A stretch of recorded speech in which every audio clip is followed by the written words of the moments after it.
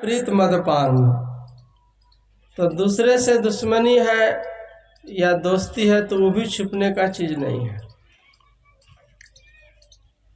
अगर प्रेम है, देखिएगा जिससे प्रेम नहीं होता है वो आदमी सामने भी आ जाता है तो देखिएगा नज़र झुक जाएगा, इधर उधर ताकने लगता है, उसको देखने का मन नहीं करता है, क्योंकि दोस्ती नहीं है। कोई निगेटिव विचार का आ गया सामने में आ भी जाएगा तो उधर मुड़ी घुमा लेता है।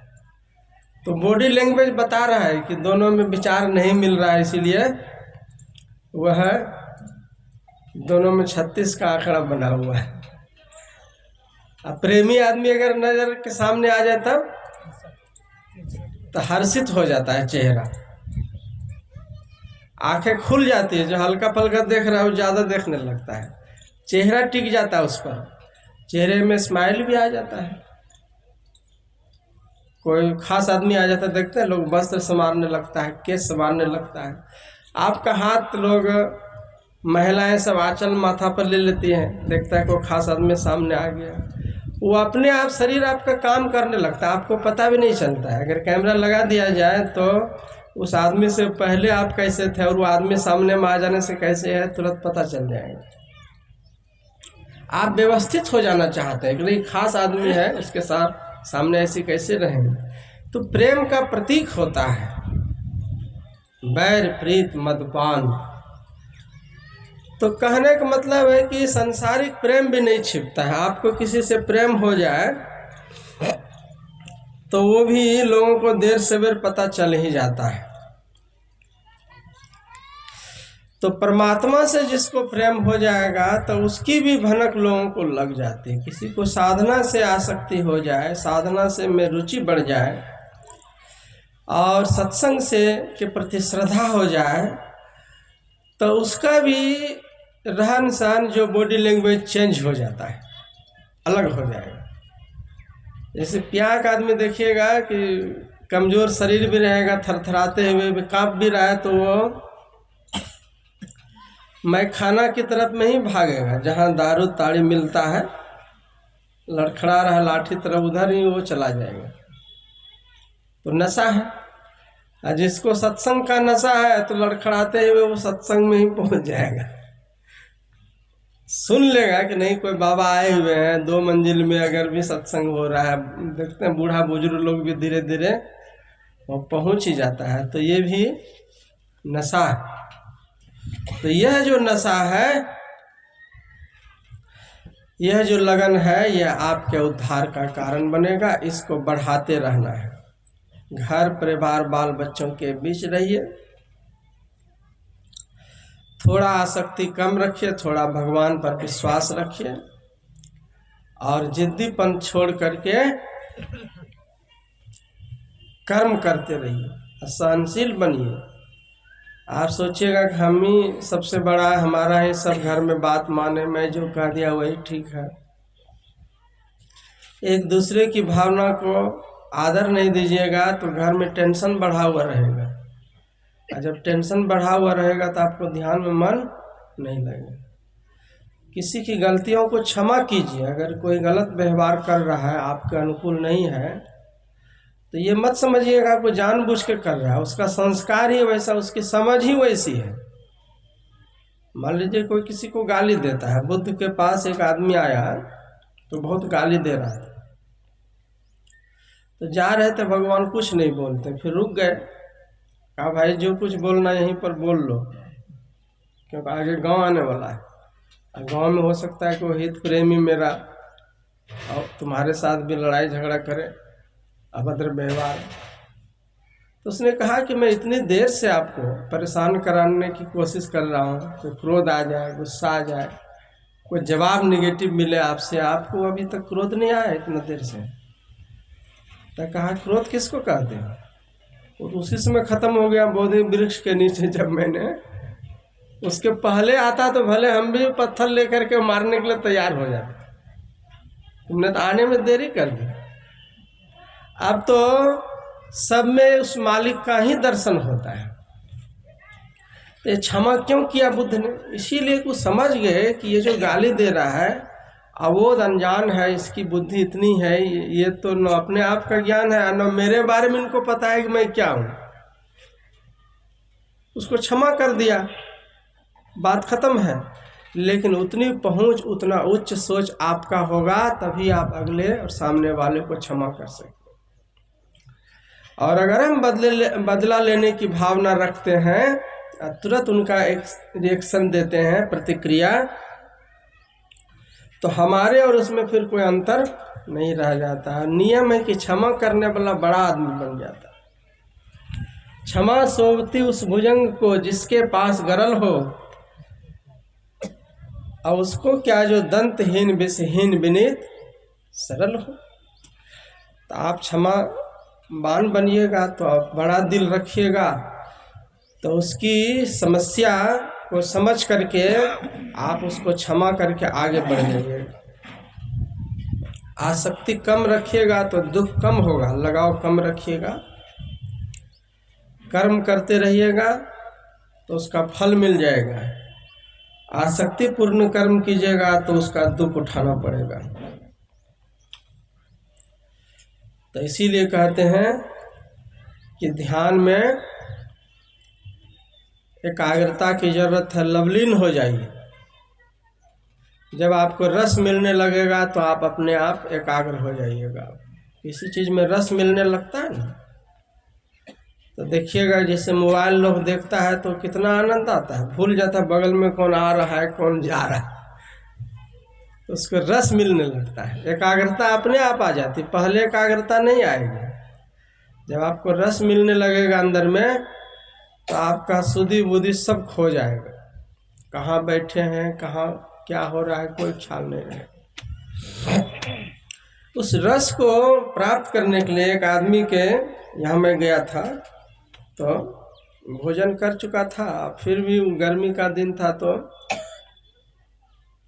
एगो खीरा सलाद के रूप में छिल करके अच्छे से रख दिया मेरे सामने।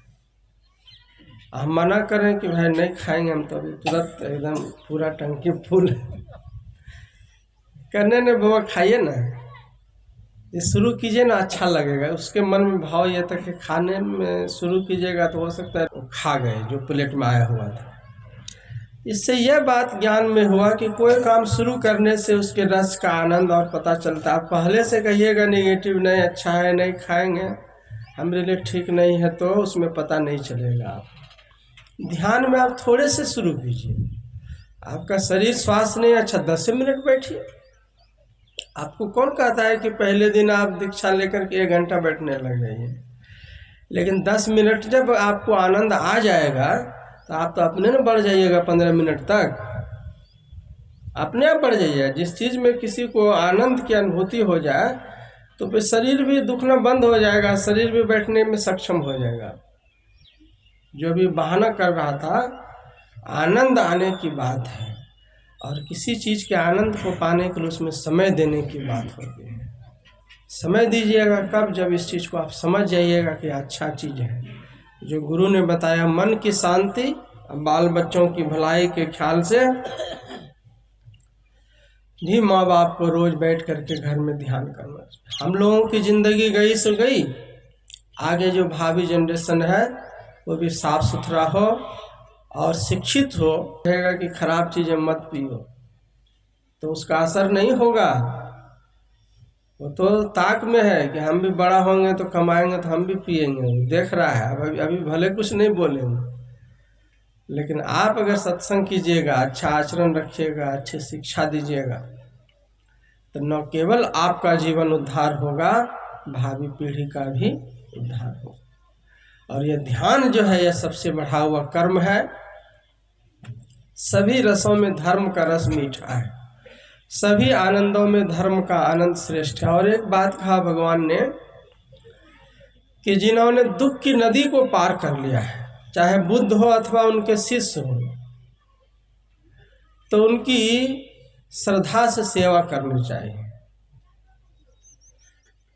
बुद्ध हो अर्थात उनका शिष्य हो, संत हो अथवा जो साधना के लाइन में लगा हुआ कोई साधु के रूप में है, दोनों की सेवा कीजिएगा, दोनों की आज्ञा का पालन कीजिएगा, तो ही आपका उद्धार होगा।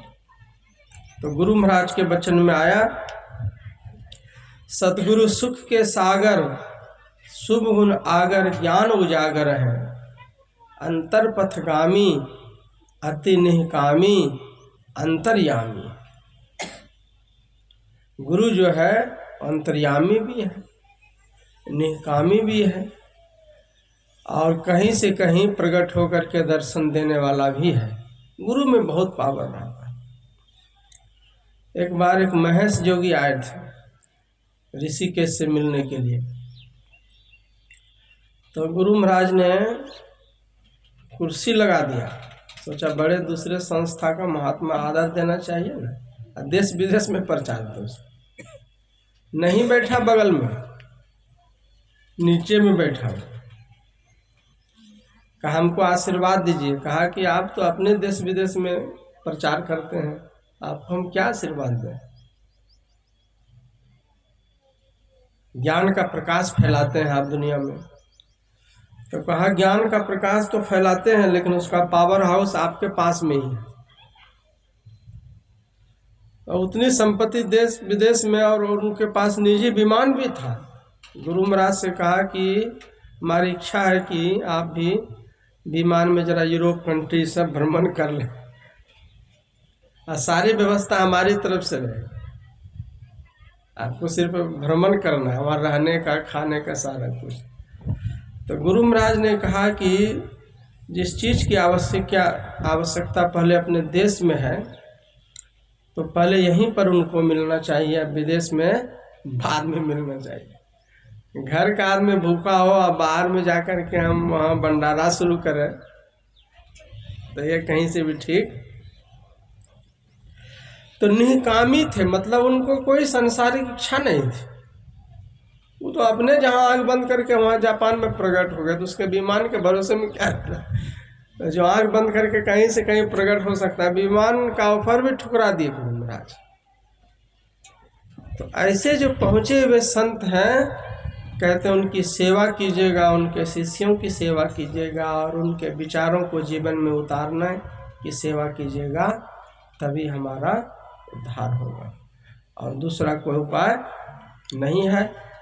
तो इसी के लिए यहाँ संत मत का सत्संग का आयोजन, कल रात्रिकालीन सत्संग भी हुआ और अभी भी हुआ।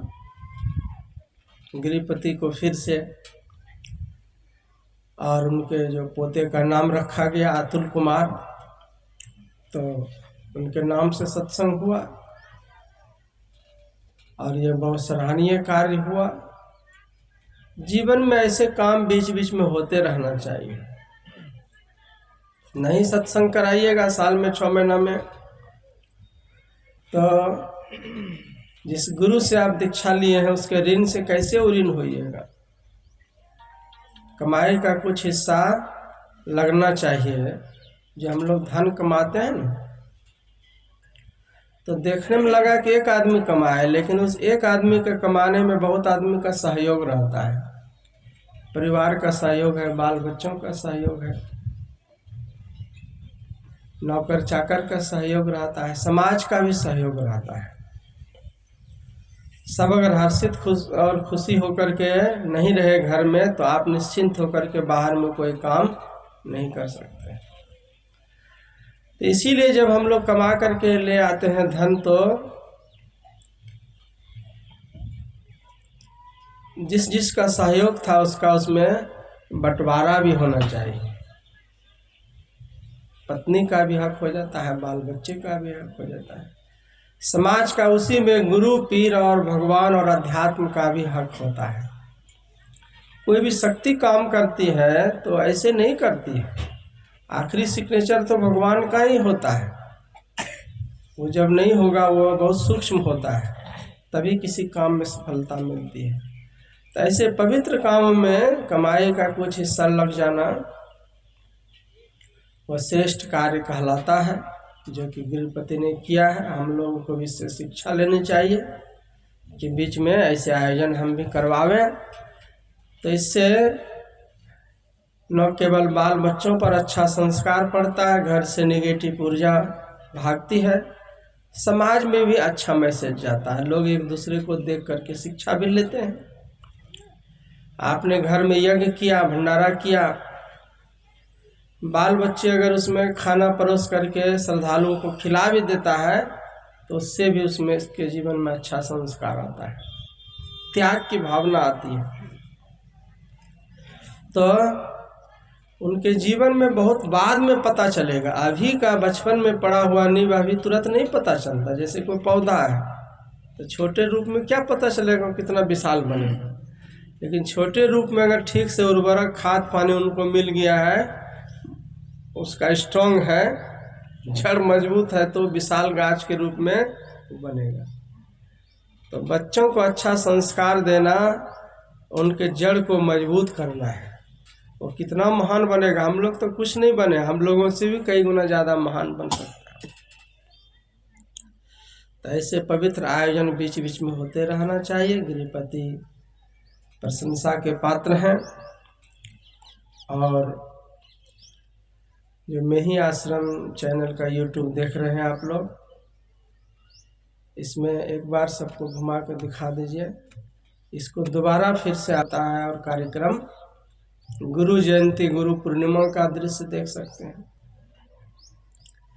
जैसा युग है, डिजिटल युग है, तो उसमें उसको ढल जाइए, उसमें स्वीकार कर लीजिए और घर बैठे सत्संग का भी आनंद लीजिए। नियम कहता है कि जैसा समय आ गया उसी का अनुसार आदमी को बनना चाहिए। और रात्रिकालीन जो सत्संग की सूचना, वो सदग्रंथ की सूचना दिया था, जो कैलेंडर और एक दो नई किताबें आई हुई है, वो भी आप लोग सुविधानुसार एक एक रखेंगे घर में। यह प्रचार और की बात केवल नहीं है, जीवन में ज्ञान को उतारने की बात है। एक सबसे पहले किताब छपवाए थे 2000 ईस्वी में, 24 साल पहले। उसमें पंजाब में रहते थे। उसका नाम था ब्रह्मचर्य कैसे पालन करें। कितना युवक तो उसको पढ़ करके साधु बन गया।